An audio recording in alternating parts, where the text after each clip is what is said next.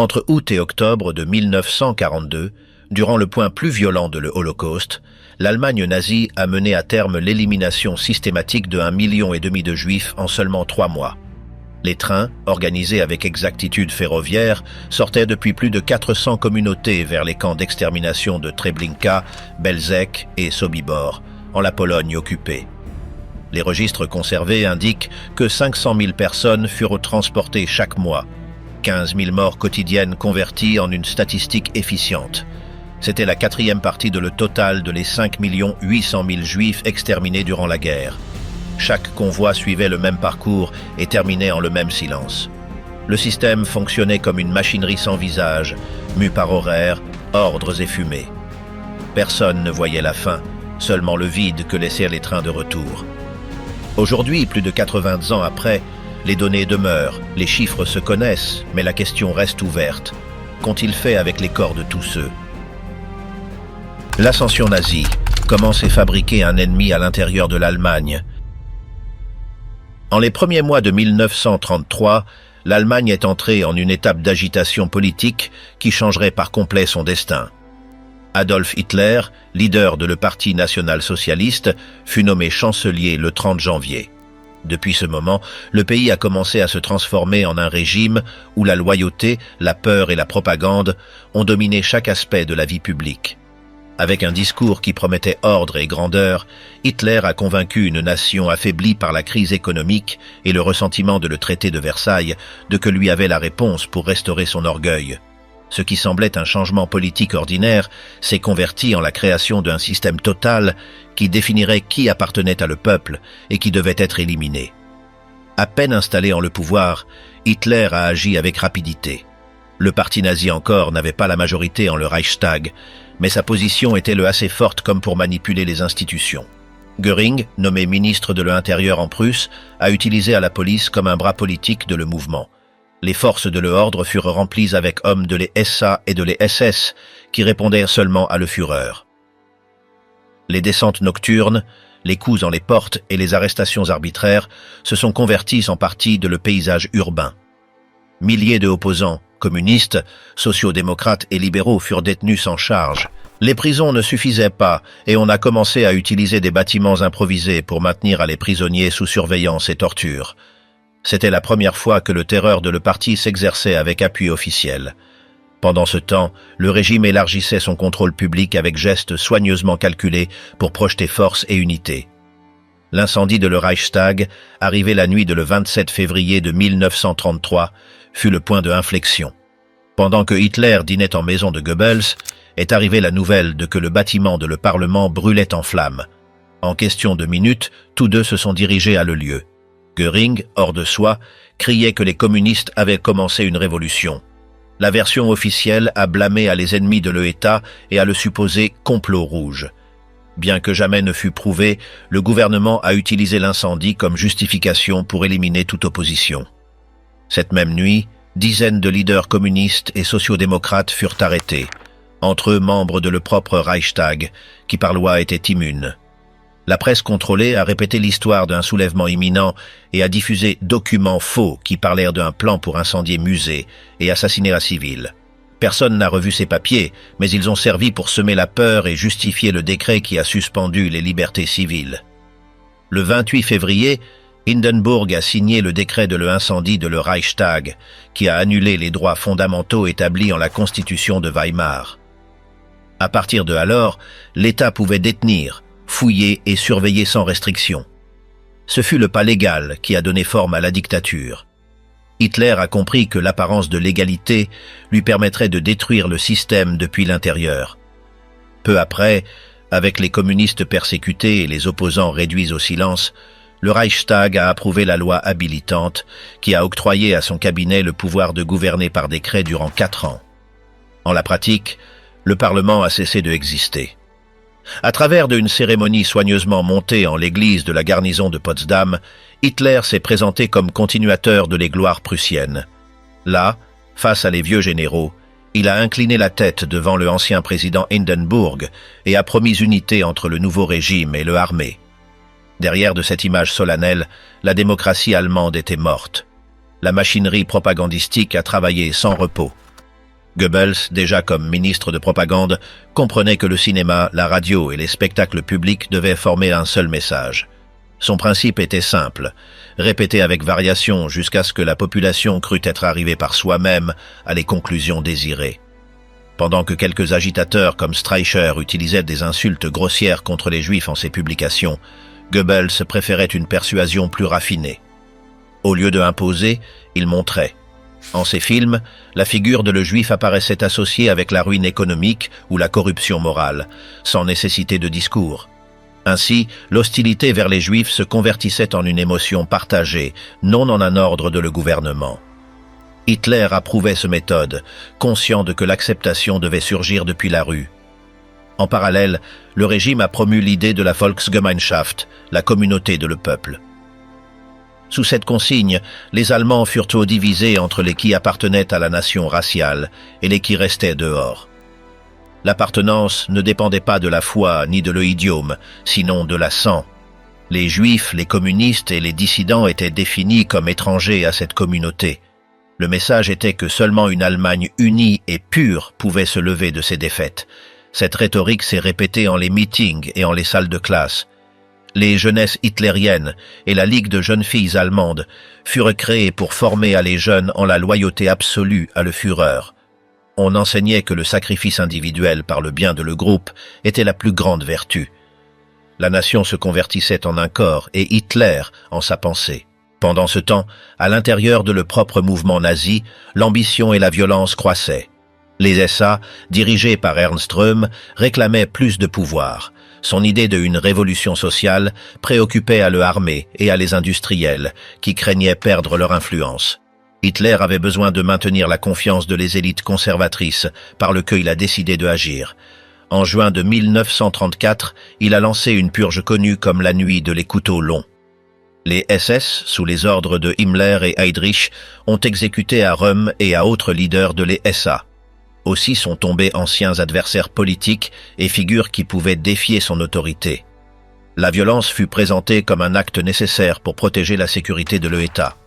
Avec ces morts, Hitler a éliminé n'importe quelle voix dissidente à l'intérieur de le parti et a assuré la loyauté de l'armée, qui le a reconnu comme son chef suprême après la mort de Hindenburg ce même an. En peu de mois, le Troisième Reich s'était consolidé sur 3 piliers, la peur, la propagande et l'exclusion. L'antisémitisme, qui au début s'exprimait en discours et pamphlets, a commencé à s'institutionnaliser comme base de le nouvel ordre. La société allemande fut modelée pour accepter que la pureté raciale justifiait n'importe quelle action de l'État. Les rues illuminées par défilés, les uniformes, les marches et les consignes n'étaient pas seulement symboles. Elles étaient le mécanisme qui maintenait vive l'illusion d'une communauté unie et en ascension. Qui restait dehors de cette communauté, spécialement le juif, était signalé comme une menace à la nation. L'ascension de Hitler ne fut pas un coup soudain, sinon une série de pas soigneusement planifiés. Chaque mesure, chaque décret, chaque image en les médias répondait à une stratégie de contrôle. Quand le régime s'est présenté comme la voix de le peuple, beaucoup ont cru sincèrement que l'Allemagne se levait de ses cendres. Personne n'imaginait encore que cette même machinerie, née entre applaudissements et drapeaux, terminerait convertie en le instrument plus létal de l'histoire moderne. La dictature avait commencé, et avec elle, le processus qui mènerait à la persécution, à l'extermination et à la disparition de millions d'êtres humains. Mais en 1933, tout semblait un renaître. Seulement le temps révélerait que ce nouveau commencement était construit sur les fondations de le N.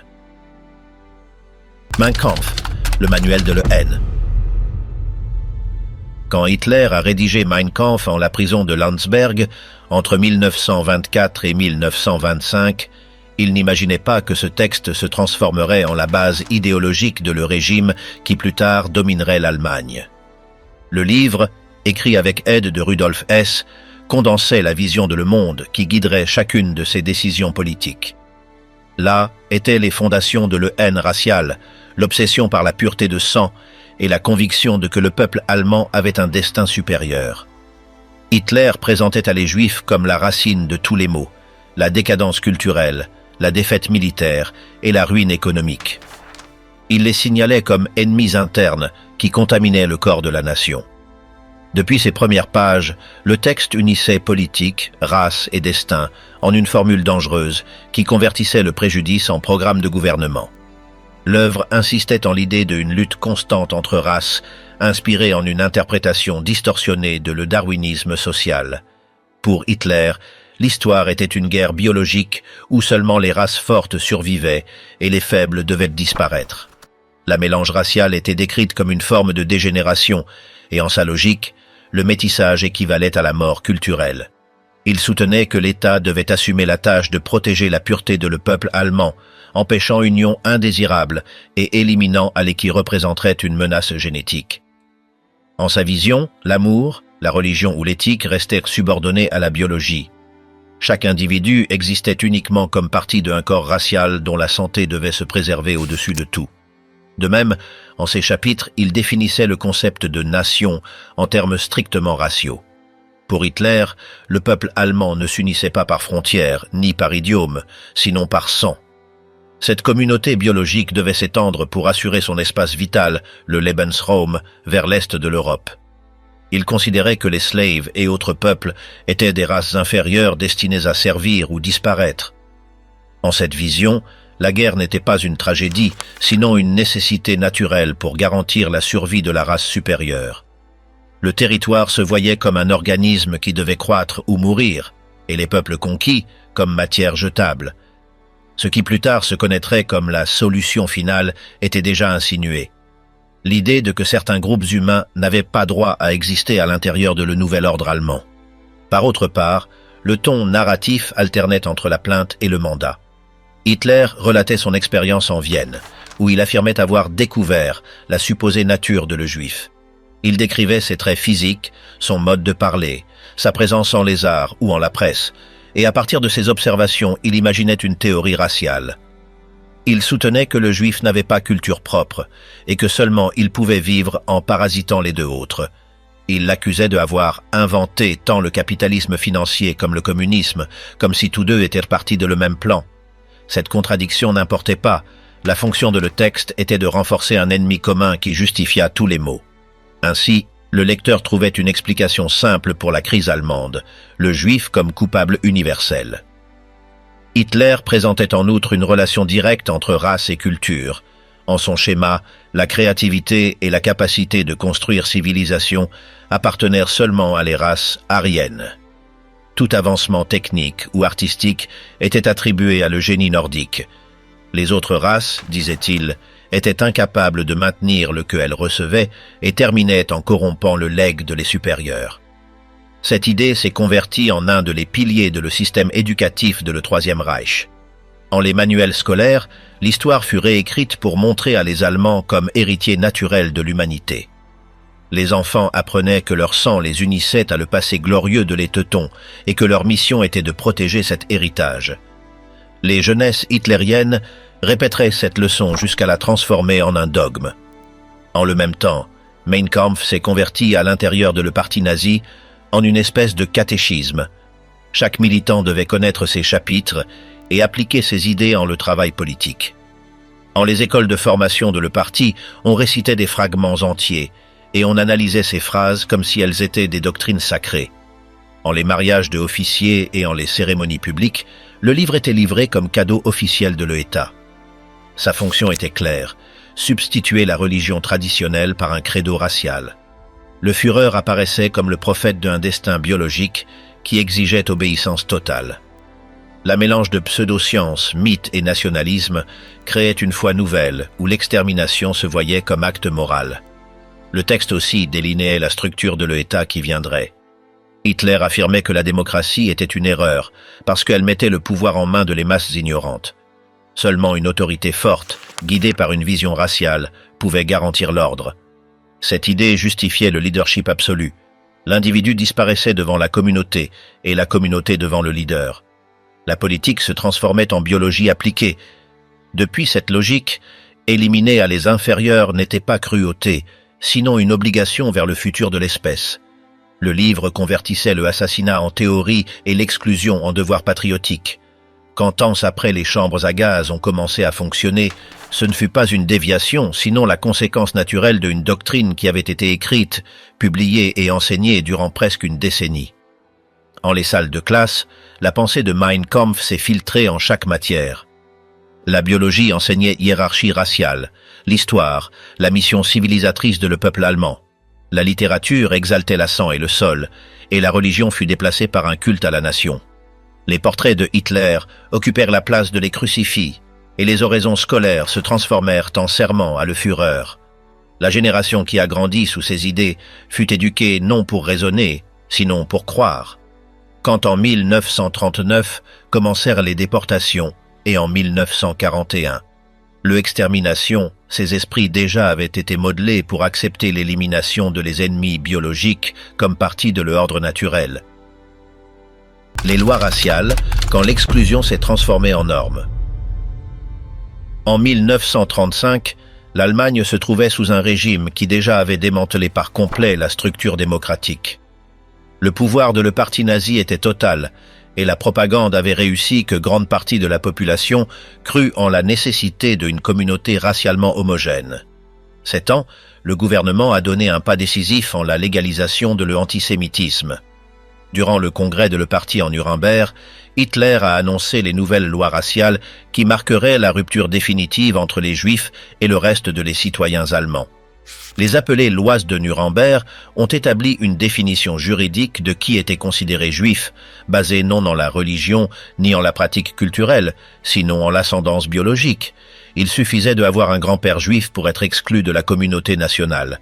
Le texte de les lois fut bref mais dévastateur. La première, dénommée Loi pour la protection de la sangue allemande et de le honneur allemand, interdisait les mariages et relations sexuelles entre juifs et non-juifs. Aussi, elle empêchait que employées allemandes travaillassent en maison juive si elles étaient mineures de 45 ans, sous le argument de éviter la tentation de contamination raciale. La seconde, la loi de citoyenneté de le Reich, retirait à les juifs leurs conditions de citoyens allemands et les convertissait en simples sujets de l'État. De la nuit à la matinée, centaines de milliers de personnes ont perdu droits politiques, de travail et sociaux. Ils ne pouvaient pas voter, occuper charges publiques ni servir en l'armée. Leurs documents furent bientôt marqués avec la lettre J et les certificats de naissance, mariage et décès furent révisés pour enregistrer l'ascendance de chaque famille. L'État a organisé un recensement racial exhaustif. Les fonctionnaires ont recueilli des données de églises, registres civils et écoles pour identifier à qui aurait des ancêtres juifs. Les familles furent classifiées en catégories Ariem pur, métis de premier degré ou métis de second degré. Ce système bureaucratique de contrôle biologique a permis d'établir des listes et archives qui plus tard seraient utilisées pour les déportations. Le que en apparence était une mesure administrative s'est converti en un outil de persécution systématique. Les institutions scientifiques ont participé activement en ce processus. Médecins, généalogistes et anthropologues ont apporté des études qui confirmaient la supériorité de la race germaine et donnaient apparence de légitimité à les mesures raciales. En les universités, les professeurs juifs furent expulsés et les bibliothèques ont commencé à éliminer les livres écrits par auteurs juifs ou considérés dégénérés. Les boycotts à commerce juif déjà avaient commencé en 1933, mais à partir de 1935, ils sont devenus une politique permanente. Les magasins furent signalés avec des affiches qui disaient « Allemands, n'achètent pas ici » ou avec l'étoile de David peinte en les vitrines. Agitateurs de le parti se postaient devant les commerces pour intimider les clients. Les fabriques et bureaux ont renvoyé à employés juifs et en les hôpitaux, médecins et infirmières furent remplacés par ariens. Le message était clair. Il ne s'agissait pas seulement de séparer, sinon de effacer la présence juive de la vie quotidienne. Les journaux publiaient des listes de professionnels à éviter et les cinémas diffusaient des actualités où on présentait les juifs comme responsables de la misère de le pays. En les quartiers, les voisins ont commencé à se surveiller entre eux et beaucoup ont participé en les humiliations publiques de familles juives, convaincus d'être en train de défendre la pureté de le peuple. Les écoles ont adopté l'idéologie raciale comme partie de l'enseignement. Les enfants apprenaient à identifier les traits juifs en dessins et photographies. En les classes de biologie, on montrait des crânes et cartes de supposées différences raciales. Les maîtres enseignaient que le métissage affaiblissait à la nation et que la mission de la jeunesse allemande était de maintenir la pureté de le lignage. En les cours scolaires, on encourageait l'exclusion. Les élèves juifs étaient obligés à s'asseoir à part ou à utiliser des insignes qui les signalaient comme différents. Beaucoup furent expulsés directement. Les universités ont éliminé des quotas et ont nié des titres à les qui ne pouvaient pas démontrer ascendance aryenne. Le savoir, comme tout le reste, s'est converti en un instrument de le régime. En 1938, la tension est arrivée à son point maximum. La nuit de le 9 au 10 novembre s'est produite la Kristallnacht, la nuit de les cristaux brisés. L'excuse fut le assassinat d'un diplomate allemand en Paris par un jeune juif polonais, mais l'attaque avait été planifiée depuis le ministère de propagande. Goebbels a coordonné les actions et a ordonné à les SA et à les SS de détruire sans pitié tout le que appartenait à juifs. Milliers de synagogues ont brûlé en tout le pays, vitrines furent détruites et commerces pillés pendant que la police observait sans intervenir. Centaines de juifs furent assassinés et plus de 30 000 hommes envoyés à les camps de concentration. Les pompiers seulement pouvaient agir pour éviter que le feu n'atteignît des bâtiments allemands. Les détenus furent libérés semaines après, mais seulement après avoir livré leurs propriétés et payé des réparations par les dommages de les pogroms. La violence déjà n'était pas marginale, sinon officielle. La Kristallnacht a marqué la fin de n'importe quelle illusion de sécurité. Les rues se sont remplies de fumée et verres brisés, et le message fut univoque. L'État non seulement tolérait l'agression, il la dirigeait. Les journaux contrôlés par le régime ont publié des titres qui blâmaient à les Juifs par les troubles et justifiaient les détentions. Les compagnies de assurance ont reçu des ordres de ne pas payer des indemnités à les propriétaires juifs. À partir de alors, le dépouillement fut systématique. Les entreprises furent aryanisées, c'est-à-dire transférées à main de Allemands purs à des prix symboliques. Les maisons, les meubles et les bijoux sont passés à être propriété de l'État ou de membres de le parti. En parallèle, le système de camps de concentration a commencé à s'étendre. Les premiers, comme Dachau et Buchenwald, n'étaient pas destinés à l'extermination, sinon à le châtiment et la rééducation politique. Là furent envoyés opposants, syndicalistes, et chaque fois avec plus de fréquence, juifs accusés de déliratio. Les prisonniers étaient obligés à réaliser des travaux forcés et soumis à une discipline brutale. Les rapports internes de le régime parlaient d'eux comme « centre de prévention de le délit » ou « institution corrective », mais en réalité, ils fonctionnaient comme laboratoire de contrôle et violence. Les SS utilisaient à les détenus comme main-d'œuvre gratuite et comme exemple de le que attendait à n'importe qui se dévia de les normes de le parti. Dachau s'est converti en le modèle qui servirait de base pour les camps d'extermination postérieurs. L'isolement social aussi a eu un composant symbolique. Les signaux et avis se sont multipliés, interdit l'accès à chiens et juifs, seulement pour ariens, entrée exclusive pour membres de le parti. Les juifs furent expulsés de clubs, parcs, théâtres et transports publics. En les villes plus grandes, on a créé des zones restreintes où ils pouvaient résider, une préfiguration de les ghettos qui plus tard s'établiraient dans les territoires occupés. Les familles vivaient sous surveillance constante, avec des inspections de la Gestapo qui cherchaient n'importe quelle excuse pour détenir ou déporter. La peur s'est convertie en partie de la routine. Chaque lettre ou appel pouvait être intercepté, et chaque geste mal interprété pouvait finir en prison. À la fin de 1938, plus de la moitié de les Juifs allemands avaient perdu leurs travaux et propriétés. Les frontières se sont fermées pour empêcher l'émigration, et les pays voisins ont commencé à refuser à les réfugiés. La société allemande, modelée par an de propagande, a accepté la nouvelle réalité avec indifférence. L'isolement était si complet que les Juifs déjà ne faisaient pas partie de la vie publique. Ils n'étaient pas vus, écoutés, ni mentionnés. Ils avaient été réduits à une catégorie administrative, à un registre en les archives de l'État. Le processus de exclusion avait atteint son but, éliminer leur existence sans nécessité de les tuer, au moins encore. L'étape comprise entre 1935 et 1938 fut le essai général de le génocide. Tout se faisait à l'intérieur de la loi, avec décrets, recensements et formulaires. Le crime se camouflait sous l'apparence de l'ordre.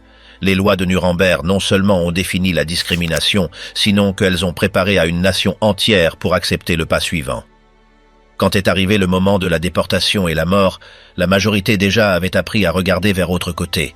La destruction d'un peuple a commencé avec encre et sceau, beaucoup avant de les armes et le gaz. La balle comme solution, les fusillades en masse. En l'été de 1941, quand l'Allemagne a lancé l'invasion contre l'Union soviétique, l'objectif militaire s'est mélangé avec un ordre de extermination. Derrière de l'armée avancèrent les Einsatzgruppen, unités mobiles formées par membres de les SS, la police et volontaires recrutés pour exécuter un civil. Leur tâche, définie par Heydrich en un document daté le 2 juillet de 1941, était de éliminer à commissaires communistes, intellectuels, gitans et surtout à les juifs de les territoires occupés. Là, en les villages et champs ouverts de Ukraine, Biélorussie et Lituanie, a commencé un nouveau type de assassinat, sans camp, sans gaz, sans chambre. Seulement hommes avec fusil, suivant ordre. Les troupes de occupation sont entrées en les villages en annonçant des registres et recensements. Elles réunissaient à la population juive sous le prétexte de vérifier des documents ou les relocaliser. En beaucoup de cas, elles les faisaient se concentrer en écoles, synagogues ou places. À l'aube, des colonnes entières étaient conduites hors de le village vers les forêts ou ravins. Les villageois étaient obligés à les suivre avec des pelles et outils, sans savoir qu'ils serviraient pour creuser les fosses. En les abords de Dubno, un témoin a relaté comment les Allemands ont ordonné de creuser une tranchée de 50 mètres de long et 2 de profondeur. Les hommes de le lieu ont travaillé toute la nuit sous la surveillance de soldats et auxiliaires locaux, pendant qu'on entendait les cris de les prisonniers en la distance. Quand le soleil est sorti, a commencé la tuerie. Le méthode était toujours le même. D'abord, les familles étaient obligées à se déshabiller et laisser leurs affaires en piles séparées. Les Allemands enregistraient montres, bijoux et documents avant de les envoyer à le Reich. Ensuite, les prisonniers étaient menés par groupes jusqu'à le bord de la fosse. Les fusiliers tiraient en la nuque ou en le dos et les victimes tombaient les unes sur les autres. Après arrivaient les groupes suivants et le processus se répétait. Quand la tranchée se remplissait, on la couvrait avec terre et on en creusait une autre. En les villages plus petits, l'ordre était d'utiliser des puits naturels ou ravins, comme en Babi Yar, près de Kiev, où plus de 30 000 personnes furent exécutées en seulement 2 jours. Les soldats tiraient jusqu'à s'épuiser, pendant que des officiers avec des gants contrôlaient le rythme de les exécutions et prenaient des photographies. Patrick Desbois a recueilli des décennies après des témoignages de villageois qui avaient assisté à ces scènes. En Torchine, une femme a rappelé comment les camions apportaient des groupes de juifs à le champ et les obligeaient à creuser des tranchées avant d'être fusillés. Les voisins étaient forcés à ramasser les vêtements et à couvrir les fosses. En Romanivka, 70 paysans ont travaillé durant 3 jours en excavant des tombes pour centaines de personnes. Quelques-uns devaient répandre de la chaux vive sur les corps. Autres étaient obligés à cuisiner pour les Allemands ou jouer de la musique pendant que sonnèrent les tirs. Beaucoup ont raconté que les soldats buvaient et riaient durant les exécutions. Quand ils terminaient, ils faisaient défiler à les villageois devant les cadavres comme avertissement. L'extermination s'est étendue avec rapidité.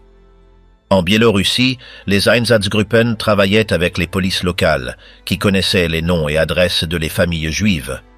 En Lituanie, les nazis ont encouragé les habitants à organiser des pogroms avant que n'arrivassent les unités allemandes.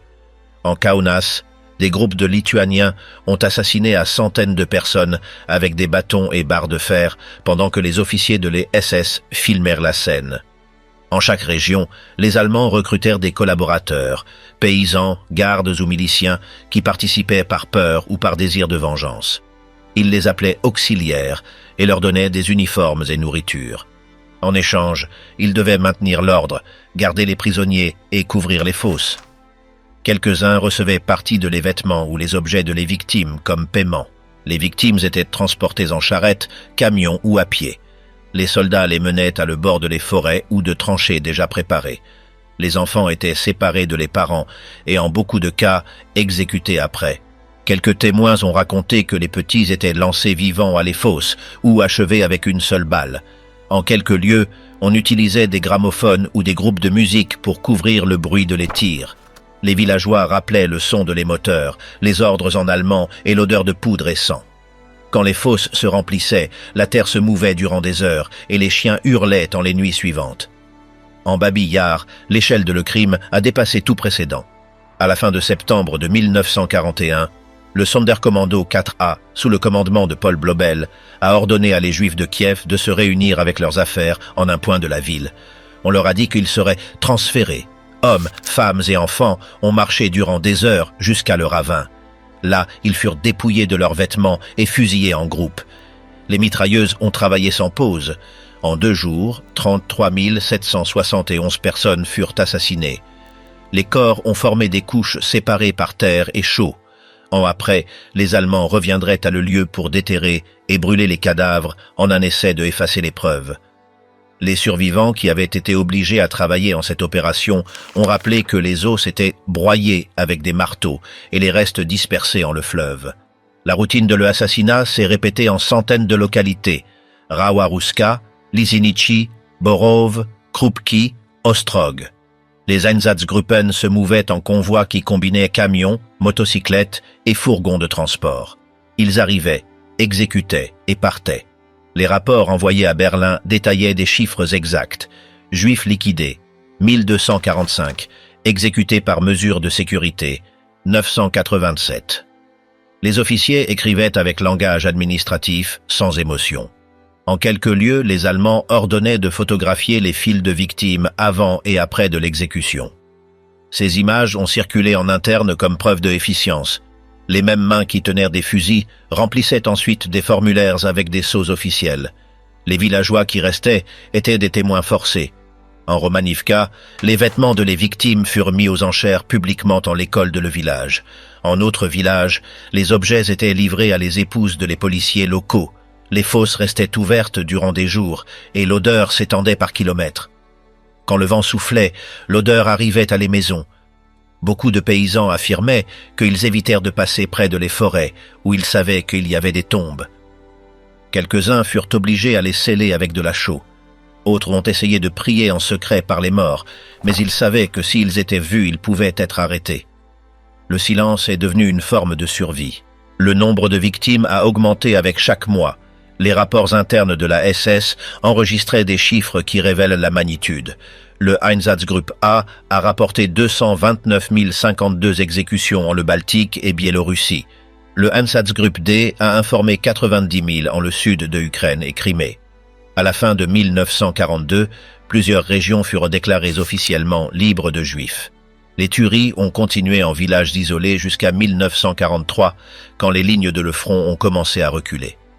En total, plus de 2 millions de personnes furent assassinées avec des balles en l'est de l'Europe. Aucun camp de concentration n'a eu tant de capacité de mort immédiate. La violence a affecté même à les propres bourreaux. Quelques officiers de police et soldats de les SS ont souffert des crises durant les exécutions. Des témoins ont relaté que plusieurs vomissaient ou demandaient à être relevés après de tirer à des enfants. En Minsk, Himmler a assisté personnellement à une exécution et est sorti de le lieu visiblement perturbé. Peu après, il a ordonné de chercher méthode plus humaine, une phrase qui couvrait l'intention de mécaniser la mort. De cette recherche surgiraient les premières preuves avec gaz qui déboucheraient dans les camps d'extermination. Mais avant de cela, millions déjà avaient été éliminés face à face en ravins, fosses et forêts. La balle fut la première outil de le génocide moderne. Elle n'avait pas besoin de chambre ni four. Il suffisait de ordre, armes et silence. Chaque village s'est converti en un scénario répété. Les camions, les tranchées, les tirs, la terre remuée. En les villages où des bois a interviewé à les survivants, les fosses restaient visibles sous l'herbe. Les anciens pouvaient signaler avec le doigt où elles commençaient et terminaient. Sous ces champs, les corps demeuraient où ils sont tombés, sans nom ni tombe. Cette partie de l'Holocauste n'a pas eu de barbelés ni trains, seulement des hommes communs qui tiraient à autres hommes, et des villages entiers qui ont appris à vivre avec les morts enterrés sous leurs pieds. Centre de destruction humaine, la naissance de les camps d'extermination. Le pas de les fusillades rurales à la mort industrielle fut rapide et méthodique. En 1941, quand les exécutions massives ont commencé à affecter la morale de les propres bourreaux, les hiérarques de les SS ont cherché une méthode qui élimina le contact direct entre assassins et victimes. La réponse a surgi d'une expérience préalable, le programme de euthanasie T4, qui avait employé gaz pour tuer à des malades mentaux et handicapés en hôpitaux allemands. Cette technologie, originellement développée par des médecins comme Brandt et Widmann, fut adaptée pour un nouveau propos. l'extermination totale de les Juifs européens. De ce expériment naîtraient les camps de la mort, installations conçues exclusivement pour tuer. Le prototype initial de ce système serait développé et perfectionné en les mois suivants, en se convertissant en le antécédent direct de les centres d'extermination qui ont opéré à le long de le continent. Le modèle s'est étendu. À la fin de 1941, a commencé la construction de le camp de Belzec, en le sud-est de Pologne. Le responsable fut Christian Wirth, un ancien officier de la Gestapo avec expérience directe en les chambres à gaz de le programme T4. Belzec fut le premier camp conçu depuis le principe pour exterminer. Il n'avait pas fonction de travail ni de prison, seulement entrée et sortie, vie et mort. Les trains arrivaient jusqu'à un quai interne. Les prisonniers étaient reçus avec des signaux qui simulaient une station et étaient conduits vers les douches. Les chambres étaient connectées à des moteurs qui libéraient monoxyde de carbone. En mars de 1942, le premier transport est arrivé et le processus a commencé. Centaines de personnes sont mortes en question de minutes pendant que les officiers observaient le fonctionnement de le système. L'opération Reinhard, impulsée par Himmler après le succès de Belzec, a donné origine à autres deux camps, Sobibor et Treblinka. Tous deux ont suivi le même patron de design en perfectionnant les méthodes de tromperie et élimination.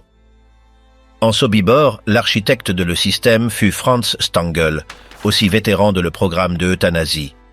Le camp se divisait en 3 zones séparées par des clôtures couvertes de branches, la de réception, la de travaux forcés et la de extermination. Les nouveaux arrivants étaient informés de qu'il s'agissait d'un centre de désinfection et étaient pressés pour enlever leurs vêtements.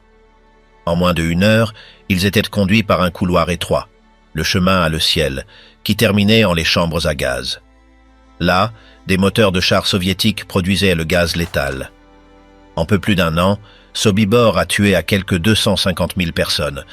Treblinka, inauguré en juillet de 1942, fut le dernier et le plus mortel de les 3. Construit près de Varsovie, sa fonction principale était de éliminer les Juifs de le ghetto de la capitale. Le commandant Irmfried Eberl a voulu démontrer efficience et a commencé à opérer sans avoir capacité suffisante. Bientôt, les corps s'accumulaient en les quais et les trains restaient détenus par des jours. L'odeur était insupportable. Le chaos a mené à sa destitution et à le redesign complet de le camp, avec de nouvelles chambres plus grandes et un système de crémation à l'air libre. Sous la direction de Stangl, Treblinka a atteint un rythme de tuerie de 6 000 personnes quotidiennes. Les trains arrivaient depuis la Pologne, l'Allemagne, l'Autriche, la Grèce et autres pays occupés, scellés et sans nourriture ni eau. La majorité de les passagers mouraient asphyxiés avant d'arriver. Les qui survivaient étaient envoyés directement à les chambres. Le design de ces camps était fonctionnel. Chaque section avait une tâche spécifique, arrivée, sélection, dépouillement, exécution et élimination de restes.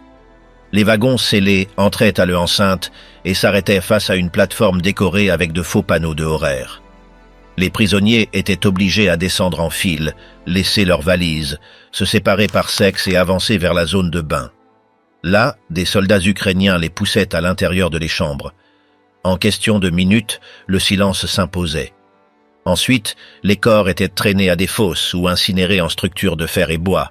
En Treblinka, même on a placé des fleurs et panneaux pour maintenir l'illusion de normalité. Chelmno, cependant, a maintenu ses camions à gaz. Les ingénieurs avaient prouvé le méthode de monoxyde de carbone direct de moteur, un processus plus rudimentaire mais effectif. En le trajet vers le forêt, le mouvement de le véhicule accélérait l'asphyxie. En arrivant, les corps étaient déchargés sur des fosses ouvertes ou incinérées. Les restes humains s'empilaient par couches, mélangés avec bois et essence. À différence de les autres camps, Chelmno opérait en complet isolement et fut détruit et reconstruit 2 fois, toujours en secret. La transition de le fusillement manuel à le assassinat mécanisé fut rapide. Le gaz a remplacé à les balles et les trains ont substitué à les pelotons. La mort s'est convertie en une chaîne de montage, avec des stations, horaires et objectifs quotidiens.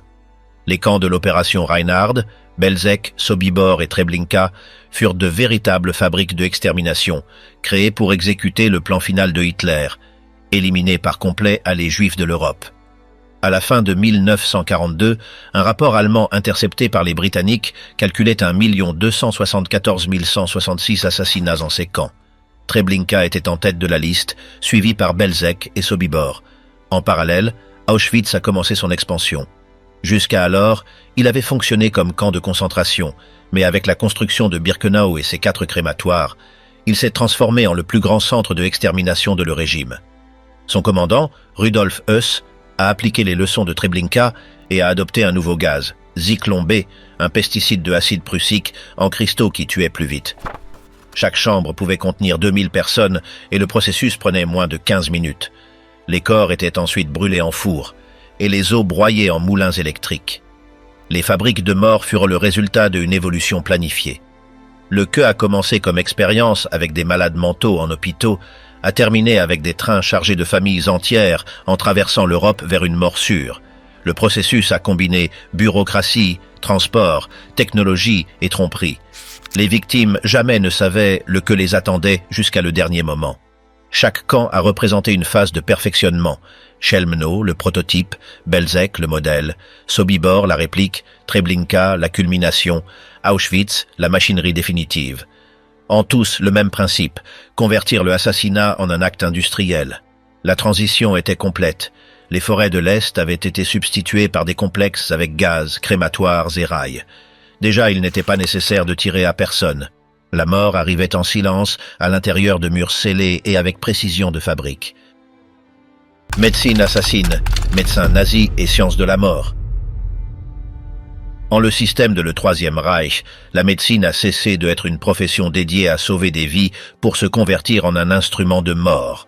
Les médecins nazis ont joué un rôle essentiel dans le projet de extermination en combinant autorité scientifique avec obéissance politique. Depuis les premières années de le régime, l'idée de hygiène raciale a transformé la santé publique en un outil de contrôle biologique. L'Action T4, le programme de euthanasie initié en 1939, fut sa première grande application. Dirigé par Philippe Bouhler et le docteur Karl Brandt, il a éliminé à plus de 70 000 personnes considérées vies indignes de être vécues. SS, malades mentaux, handicapés et patients chroniques. Les médecins signaient des formulaires qui marquaient avec une croix rouge le destin de chaque malade. En les cliniques, on utilisait des injections létales de morphine ou des chambres à gaz camouflées comme douches. Ce système non seulement a perfectionné les méthodes techniques de assassinat, sinon qu'il a entraîné à le personnel qui après serait transféré à les camps. Le modèle de euthanasie a servi comme base de l'extermination en masse. Quand on commençait les déportations de juifs, plusieurs de les médecins de l'ET4 furent réaffectés à des lieux comme Auschwitz, Dachau et Ravensbrück. Là, ils ont appliqué les mêmes pratiques sous un nouveau langage. Sélection, traitement spécial, désinfection. En les rampes de arrivée, les trains s'arrêtaient et un groupe de docteurs décidait, avec un geste de la main, qui vivrait quelques heures de plus et qui mourrait de suite. C'était la appelée sélection médicale. Les plus forts étaient envoyés à des travaux forcés. Anciens, malades, femmes enceintes et enfants étaient dirigés directement à les chambres à gaz. Le docteur Joseph Mengele, célèbre par son apparence impeccable et sa froideur, fut le plus connu de ces médecins. Avec un sourire et un mouvement de bâton, il décidait le destin de milliers de personnes chaque jour. À l'intérieur de les camps, la médecine s'est convertie en une science de la douleur. En Dachau, les expériences cherchaient à mesurer les limites de le corps humain. Les prisonniers étaient soumis à des chambres de pression pour étudier les effets de la décompression en pilote. Autres étaient congelés en des tanks de eau glacée pour investiguer la résistance à le froid. Les investigateurs notaient temps et réactions avant de la mort. En Ravensbrück, des femmes prisonnières étaient utilisées en des expériences chirurgicales sur des blessures infectées ou des transplantations de os et muscles. Les procédures se réalisaient sans anesthésie et avec des instruments sales. Les victimes survivantes restaient mutilées. Les rapports résultants étaient envoyés à des instituts médicaux comme preuve de avancement scientifique. En les documents officiels, on les appelait « opérations expérimentales ». En Auschwitz, les expériences médicales ont atteint une échelle sans précédent. Mengele et autres docteurs, comme Karl Kloberg et Horst Schumann, se sont centrés en stérilisation massive. Kloberg injectait des substances chimiques en les utérus de femmes juives pour bloquer la fertilité. Schumann utilisait radiation directe. Le but était de créer une méthode rapide et bon marché pour éliminer la capacité reproductive sans tuer le patient de suite. Milliers sont morts entre des douleurs insupportables ou sont restés avec des brûlures internes. Autres furent utilisés comme cobayes en des tests de vaccins, transfusions croisées ou résistance à des maladies infectieuses. Chaque mort était enregistrée avec précision, heure, dose, température. En les laboratoires, les corps servaient pour des études anatomiques et dissections. Après, ils étaient envoyés à le crématoire. Les médecins aussi ont participé directement en les assassinats quotidiens. En les infirmeries de Auschwitz et Mauthausen, on pratiquait des injections létales de phénol directement en le cœur. Il suffisait de quelques millilitres pour provoquer une mort instantanée. Les prisonniers qui ne pouvaient pas travailler, les malades graves ou les qui montrèrent faiblesse étaient retirés de le registre au moyen de ce méthode. Le docteur Friedrich Entress, en Auschwitz, a signé des milliers de certificats de décès faux en indiquant des causes naturelles. En les crématoires, autres docteurs supervisaient la combustion de corps, en vérifiant l'efficacité de les fours et en contrôlant la récolte de dents dehors. La précision médicale s'appliquait à la gestion de le cadavre. L'organisation de l'assassinat médical était méticuleuse. Chaque camp avait une structure hiérarchique, médecins-chefs, aides, assistants et prisonniers infirmiers. Les rapports médicaux s'utilisaient pour justifier des exécutions. Les docteurs n'avaient pas besoin de ordre direct, ils connaissaient le objectif et l'exécutaient comme partie de le devoir professionnel. En les hôpitaux de le Reich, l'euthanasie a continué active en secret, même après sa suspension officielle en 1941. Les médecins ont continué à tuer à des enfants et malades avec des overdoses de médicaments ou inanition. En beaucoup de cas, des familiers recevaient des lettres en notifiant une mort par pneumonie ou insuffisance cardiaque, pendant que les corps étaient incinérés pour empêcher des examens postérieurs. Les expériences de camp ont servi en outre pour prouver des techniques qui ensuite seraient appliquées en le front. En Dachau, les tests de hypoxie ont aidé à améliorer l'équipement de vol de la Luftwaffe. En Ravensbrück, les expériences sur gangrène et antibiotiques furent présentées comme avancements médicaux. En Buchenwald, on a injecté des virus de fièvre typhoïde à des prisonniers pour étudier des vaccins.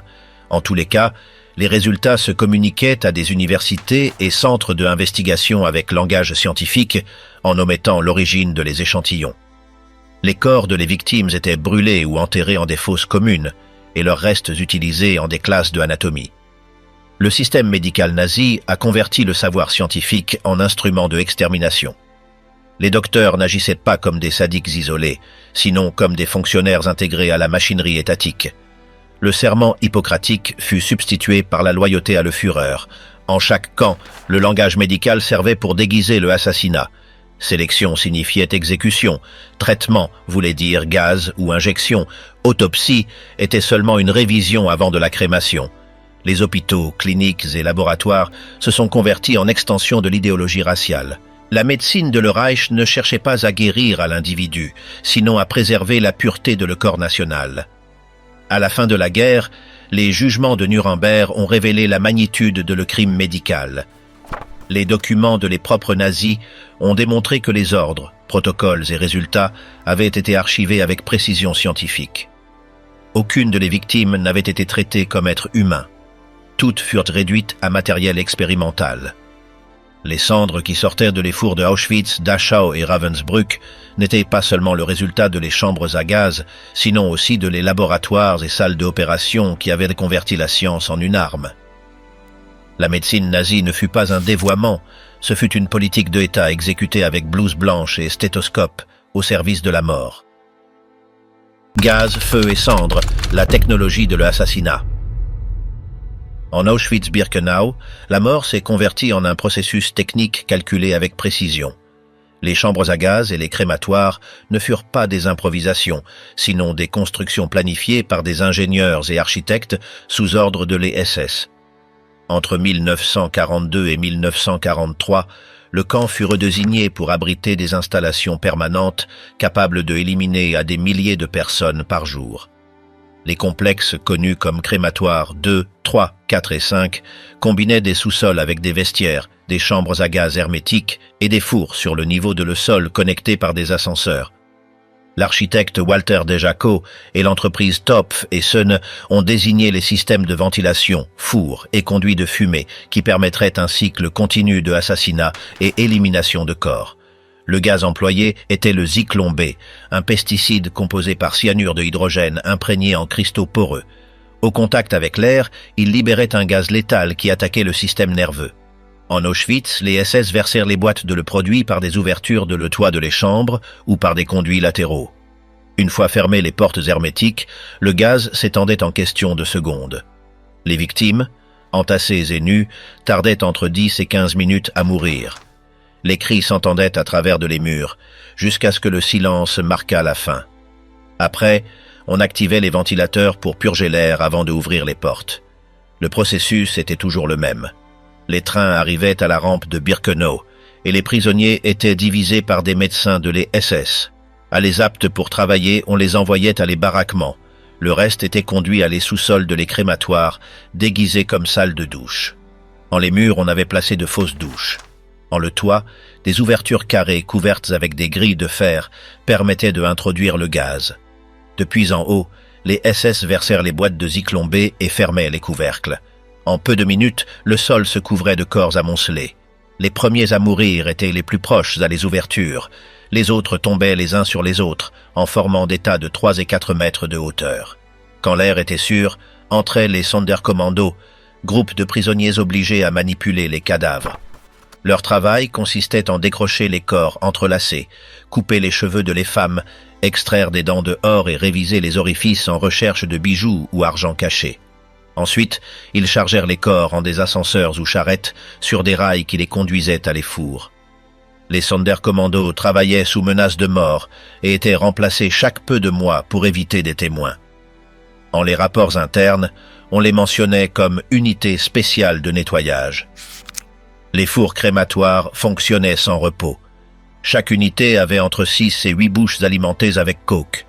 Les fours de les crématoires 2 et 3 pouvaient incinérer jusqu'à 1440 corps à le jour chacun.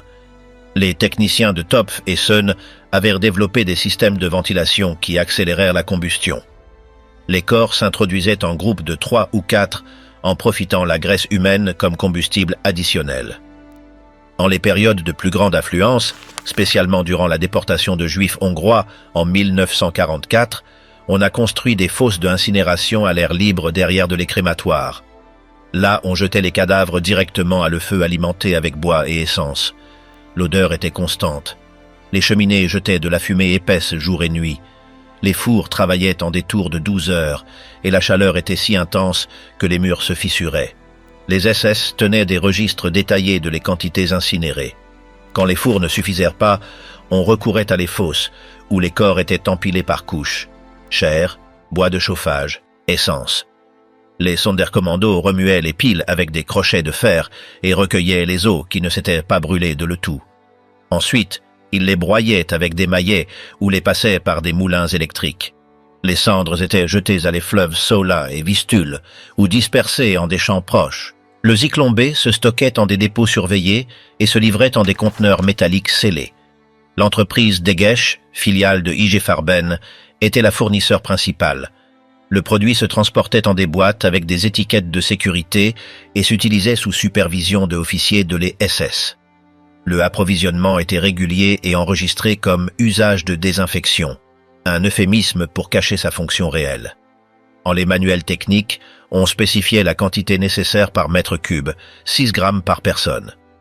Les chargés de la procédure utilisaient des masques à gaz et attendaient à ce que l'air se purifiât avant de entrer à la chambre. Tout le processus était chronométré.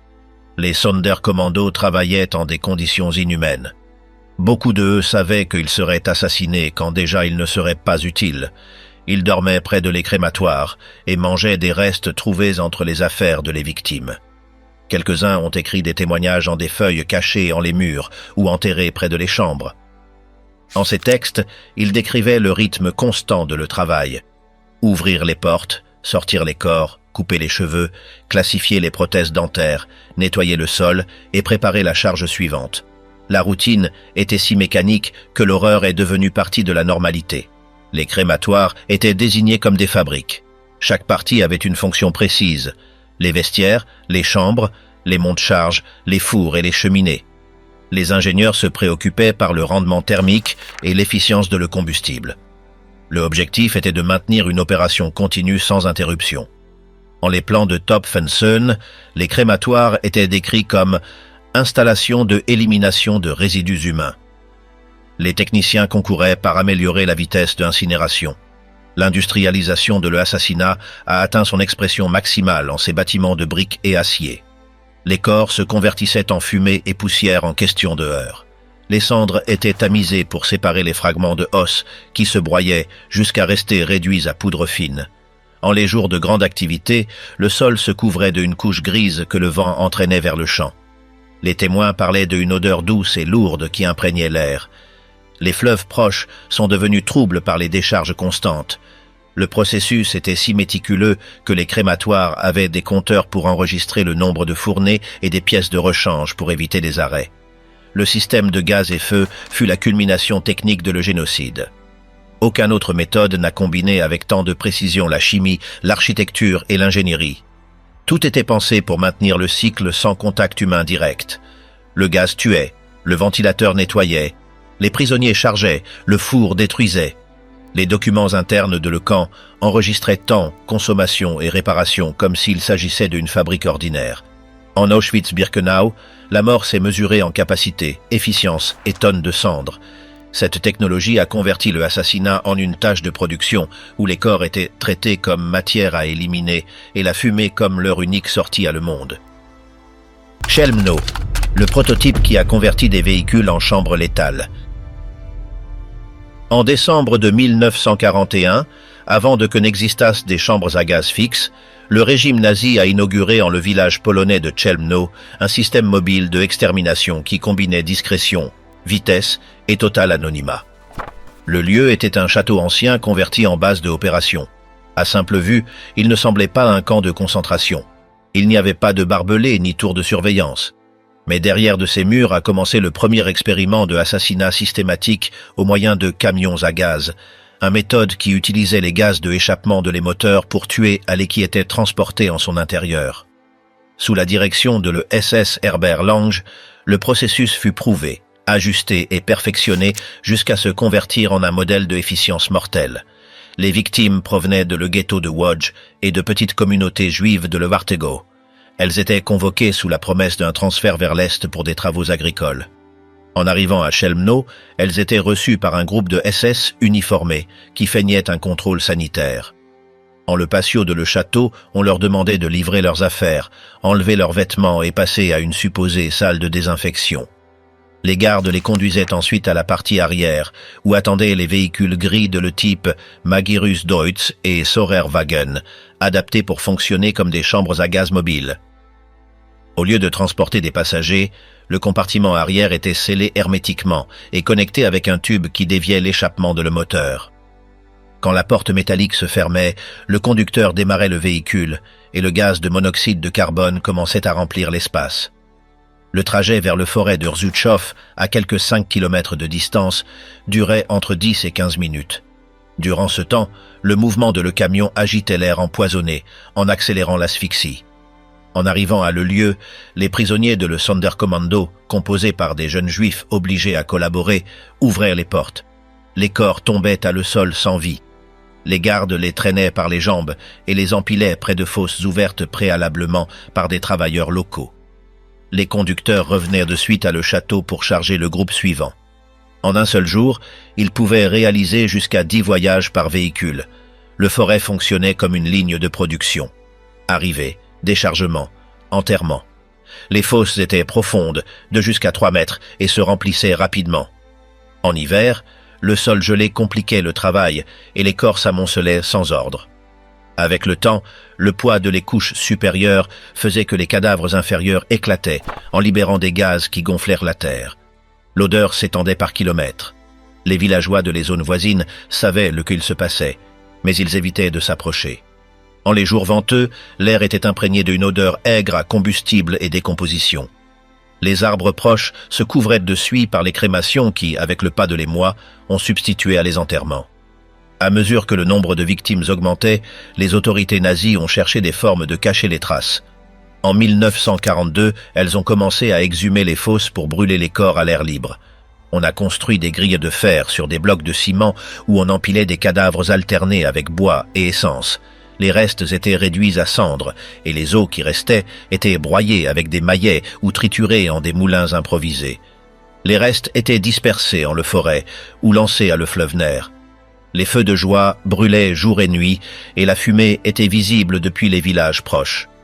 Pour le dissimuler, les SS ont placé des barrières de branches et bâches. Les travailleurs de le Sonderkommando qui réalisaient les tâches étaient exécutés périodiquement pour éliminer des témoins. Le procédure était documenté en rapports internes. Les officiers enregistraient le nombre de transports, la quantité de victimes et le rendement de les camions. Les véhicules étaient révisés par des mécaniciens de le service Kraftfahrzeugwerkstatt pour assurer que le gaz se déviât correctement. Le moteur devait se maintenir allumé durant tout le parcours pour garantir une concentration létale. On calculait une moyenne de 50 à 60 personnes par charge en dépendant de la taille de le camion. Les SS Lange et Botman, responsables de le camp, supervisaient chaque opération et réalisaient des tests pour améliorer l'étanchéité de les compartiments. Les actes incluaient des observations techniques, comme améliorer la ventilation de le moteur ou renforcer la soudure de la porte arrière. Le assassinat était traité comme un problème mécanique qui requérait optimisation. Le forêt de Rzuchov s'est transformé en une extension de le camp. Là, on a construit des rampes pour décharger les corps et des sentiers qui connectèrent les fosses. Les arbres se sont abattus pour élargir les zones d'enterrement et les branches restantes s'utilisaient pour couvrir les monticules. Les prisonniers étaient forcés à étendre des couches de chaux vives pour réduire l'odeur. Cependant, les gaz de décomposition continuaient à se filtrer. En été, les fosses exhalaient des vapeurs que les travailleurs décrivaient comme insupportables. Les gardes arrosaient des désinfectants et essences pour maintenir l'air sous contrôle sanitaire. Tout le lieu s'est converti en une fabrique de mort à l'air libre. Les prisonniers qui travaillaient dans le Sonderkommando de Chelmno vivaient isolés en un campement temporaire à l'intérieur de la forêt. Ils dormaient en des baraques improvisées et savaient que leur destin était le même que le de les victimes. Beaucoup ont essayé de s'échapper, mais presque aucun ne l'a réussi. Un de les peu de survivants, Slama Weiner, a réussi à fuir en janvier de 1942 et raconter le qu'il avait vu. Les camions, les fosses et les tas de vêtements amoncelés en le château. Son témoignage fut une de les premières preuves directes de le système de extermination en marche. Plus tard, durant les jugements de après-guerre, autres ex-membres de la police allemande ont confirmé les détails de son récit. Le camp a opéré en 2 phases. La première, de décembre de 1940 et un à mars de 1943, et la seconde, de juin de 1944 à janvier de 1945, quand il fut rouvert pour éliminer les derniers juifs de le ghetto de Łódź. En total, on estime que plus de 150 000 personnes furent assassinées en Chelmno, en leur majorité juifs polonais, mais aussi gitans et prisonniers soviétiques. Durant la seconde phase, les SS ont ordonné de exhumer les anciennes fosses et brûler les restes pour effacer n'importe quelle évidence. Les camions à gaz continuaient à être la méthode principale, bien que quelques groupes étaient fusillés directement pour économiser combustible. Quand l'armée soviétique s'est approchée, les Allemands ont détruit le château, ont brûlé les documents et ont exécuté les prisonniers restants. À différence de autres camps, Chelmno n'avait pas de four ni chambres à gaz souterraines. C'était un système mobile, désigné pour disparaître sans laisser de traces. Les victimes n'entraient pas par des portails, ni passaient par des sélections médicales. Elles étaient recueillies, transportées et éliminées en le même jour. Les camions à gaz ont représenté la transition entre les fusillades de l'Est et les chambres fixes de Auschwitz et Treblinka. En eux, le assassinat est devenu complètement mécanique. Une cabine scellée, un moteur en marche et un forêt converti en cimetière. Les fosses de Rzuchov sont restées comme des témoins silencieux de cette étape de le génocide, en la que la mort voyageait sur des roues, et le forêt fut la première fabrique mobile de extermination de le siècle. Opération 1005, effacer les corps pour effacer l'évidence de le crime. Entre 1942 et 1944, le Troisième Reich a entrepris une opération secrète pour éliminer toute évidence matérielle de le génocide. Elle portait le nom de code Opération 1005, idéée par le SS Paul Blobel, le même qui avait supervisé la tuerie de Babi Yar. Sa mission était de effacer des millions de cadavres enterrés en des fosses par toute l'Europe de l'Est. L'ordre de Himmler fut clair, aucun corps ne devait rester comme preuve. Les unités de le Sonderkommando 1005 ont suivi la trace de les Einsatzgruppen en déterrant les corps et en les réduisant à cendres. Le procédure était méthodique. D'abord, les prisonniers, presque toujours juifs ou soviétiques, creusaient jusqu'à les fosses massives où gisaient les victimes. Ensuite, ils extrayaient les cadavres avec des crochets et cordes. Les corps, déjà en état avancé de décomposition, étaient placés en des structures métalliques ou de rails de train, intercalés avec des couches de bois et arrosés avec essence. La combustion durait des heures et la chaleur atteignait telle intensité qu'elle faisait fondre le métal de l'aiguille. Ce système, développé par Blobel, fut le modèle répliqué après en les camps de extermination, depuis Treblinka jusqu'à Auschwitz. Les fragments étaient pulvérisés jusqu'à obtenir une poudre blanche connue comme farine de os. Ce résidu était placé en des sacs et transporté en des camions durant la nuit. Plusieurs témoins, comme le paysan Franciszek Kazmierski, ont déclaré avoir vu à les gardes jeter les sacs depuis un pont à le fleuve Ner, pendant que autres les dispersèrent sur la terre comme s'ils étaient de l'engrais. En les zones où on a dispersé les cendres, la végétation croissait avec un vert plus intense, comme l'a constaté une investigation polonaise postérieure. Le Sonderkommando de Auschwitz, selon des témoignages recueillis par Lawrence Rees et Robert J. Lifton, réalisait un processus similaire. Les restes incinérés étaient triturés et dispersés avec le même propos de effacer des traces physiques de le crime. Partie de les cendres aussi s'utilisait comme remplissage en des chemins internes de le camp. Les prisonniers chargés de ces tâches travaillaient 12 heures quotidiennes, entre la fumée, l'odeur et les flammes constantes. Quand les fours ne suffisèrent pas, les corps s'incinéraient en des fosses à l'air libre, alimentées avec bois et graisse humaine qui coulaient depuis les couches inférieures pour maintenir le feu. Le contrôle de le processus était rigoureux. Les rapports de le Sonderkommando 1005 envoyaient des chiffres chiffrés à Berlin. Le nombre de nuages représentait les fosses ouvertes et la hauteur de la pluie équivalait à la quantité de corps brûlés. Les ordres incluaient qu'il ne restât ni une évidence, ni os, ni document, ni témoin. Les propres prisonniers qui réalisèrent le travail étaient exécutés à le conclure les crémations. En le village ukrainien de Voskresenskoye, les Allemands ont enfermé les travailleurs en un poulailler, l'ont arrosé avec essence et l'ont incendié pour éliminer les derniers témoins de l'opératif. À mesure que l'Armée rouge avançait, les unités de Blobel se déplacèrent vers l'ouest, en détruisant les fosses en Ukraine, Pologne et Biélorussie. Les habitants rappelaient la fumée dense et l'odeur qui les obligeait à abandonner leurs maisons. En des lieux comme Belzec, on a réutilisé des machines agricoles pour ventiler les cendres, en substituant les grains de blé par des restes humains, en une grotesque image d'industrialisation de la dissimulation. Les opérations de exhumation et crémation ont continué jusqu'à la fin de 1944. En Auschwitz, les fours et fosses ouvertes travaillaient jour et nuit. En Chelmno, les camions nocturnes continuaient à jeter des os moulus à le fleuve, pendant que les derniers prisonniers étaient exécutés. En les alentours de Sobibor et Treblinka, les corps furent brûlés sur des grilles faites avec des rails de train. Les cendres, mélangées avec terre, furent dispersées avec des pelles ou utilisées pour couvrir les chemins d'accès. L'opération 1005 ne fut pas seulement une stratégie d'occultation, sinon la continuation technique de l'assassinat. Les corps qui n'avaient pas été détruits durant la tuerie furent finalement réduits à poudre. Les Allemands ont cherché à effacer non seulement la vie de leurs victimes, sinon aussi leur existence physique. En parole de le prêtre Patrick Desbois, la guerre de les nazis s'est étendue jusqu'à les morts, une guerre contre les cadavres où les fours et les fosses ont brûlé une seconde fois, déjà non pour tuer, sinon pour faire disparaître toute preuve de leur arrivée. Ainsi a terminé le cycle de l'extermination. Les balles, le gaz et le feu avaient rempli leurs propos. La dernière tâche fut l'oubli. Mais les témoignages de les peu de survivants de le Sonderkommando, les paysans qui ont vu la fumée et les documents trouvés après la guerre, ont permis de reconstruire le destin final de ces corps. Ils furent déterrés, brûlés, moulus et jetés à le vent, comme si même la mémoire de les morts avait été condamnée à disparaître.